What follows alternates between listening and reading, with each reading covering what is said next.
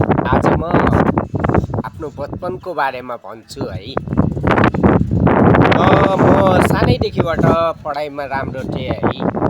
अनि त्यसपछि सधैँ पढाइमा एकदम सबैले मान्थे, पढाइमा तेज थिएँ म।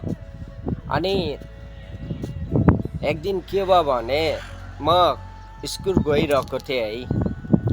त्यो दिन युनिफर्म लगाएको थिएन कि, किनभने म गरिब घर परिवारबाट भएको कारणले गर्दा मसँग एउटै युनिफर्म थियो। अनि त्यो दिन मम्मीले भन्नुभयो, आज आउट ड्रेस लगाएर जान, यो सुके छैन भन्नुभयो। ल हुन्छ भनेर म स्कुल भित्र गेटसम्म प्रवेश गरेको थिएँ। मलाई भित्र प्रवेशै गर्न दिनु भएन सरहरूले।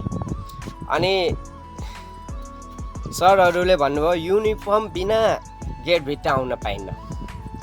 त्यो दिन मेरो एकदम मन दुख्यो के पढाइदेखिबाट, किनभने एक दिन एउटा ड्रेस थियो, एक दिन ड्रेस नभएको कारणले गर्दा एक दिन एउटा पुरा 24 घन्टा हुन्छ कि एक दिनमा मेरो केही समय खेर गयो के। अनि त्यो दिन मैले सोचेँ कि म अब कहिले पनि यो स्कुलको गेटभित्र प्रवेश गर्दैन भनेर।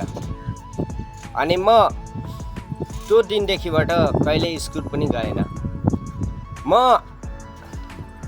आफ्नो लाइफमा अरू केही गर्छु भने दिनरात एक गरेँ, दुःख गरेँ।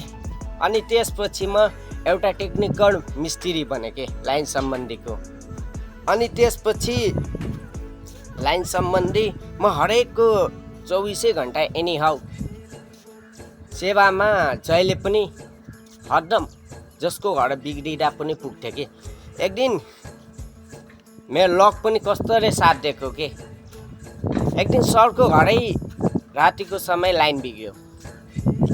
अन्धकार थियो, गर्मीको समय, सुत्न गाह्रो, सर्पको डर। अनि त्यहाँ मिस्त्री कोही नपाएर मलाई भेटाउनु भयो के।